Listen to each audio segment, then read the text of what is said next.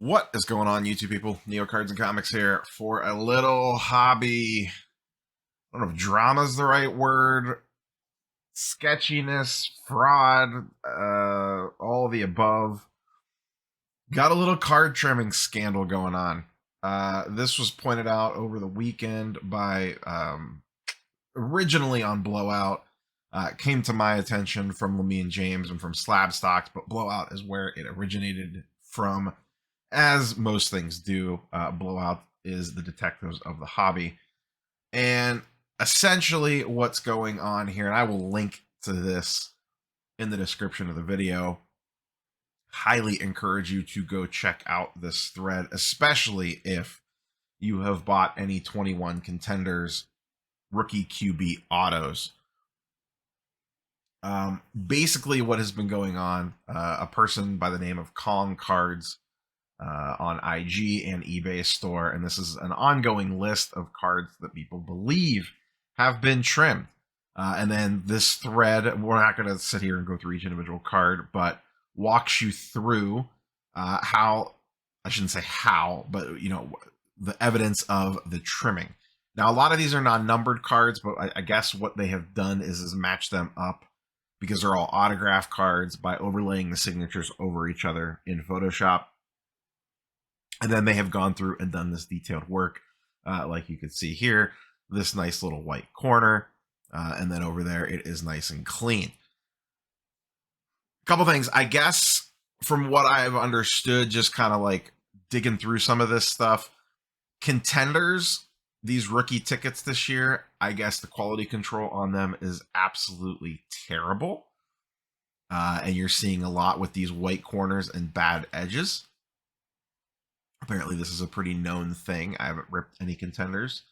And then this person was specifically targeting these cards to then trim them and send them in the PSA to get graded. So obviously, first big thing, sketchiness with this individual. And then the second big thing is, how did these get through PSA? Haven't heard from PSA yet at the time of recording, so that's the part we don't know yet.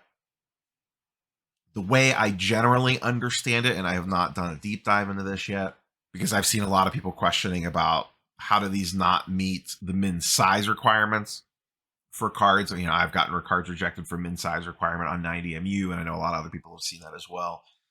The way I understand is essentially what they do is the cards are slightly pressed beforehand, thus making it a little bit larger, because they're only trimming off millimeters or maybe even a millimeter of the card to trim them up. So they press it, cut it, and then it still stays within the specifications of the card size, essentially.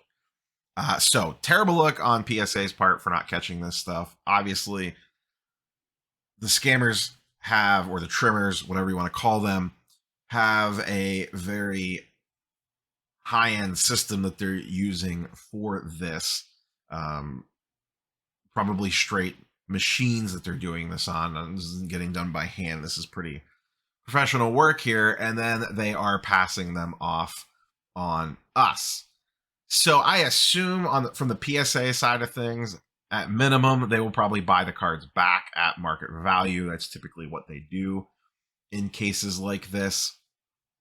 That's why PSA has the guarantee. But once again, we don't know. They have not commented on anything yet. I am recording this on early Sunday afternoon.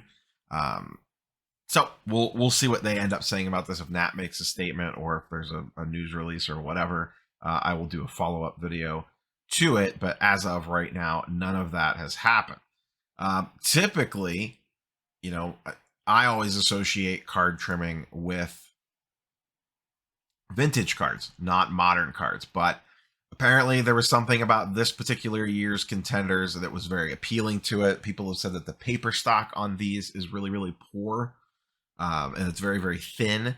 So maybe that makes it easier to do what they're doing. I know that it's a lot difficult, the way I understand it from the little bit of research I did. It's much more difficult to trim chromium cards, like a prism or an optic or whatever. But these are just straight paper cards. And the way I understand it, I haven't had one in hand yet. That they are pretty flimsy. So obviously this sucks. First off, two, like I said at the beginning of the video, if you do have or have purchased any Contenders autos PSA graded, you probably want to double check this. There are some rumors circulating that there may be some of these in BGS slabs as well, but we don't know that quite yet. But there is some speculation on that as well in this thread. But no photos or anything like that yet. So that could just be conjecture. We don't know yet. But it looks like it's mostly Trevor Lawrence, Trey Lance, some Davis Mills action here. Once again, you kind of see what they're doing here. White spot there, bad edge there. This whole edge is bad.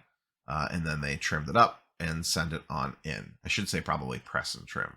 But so, not great all around.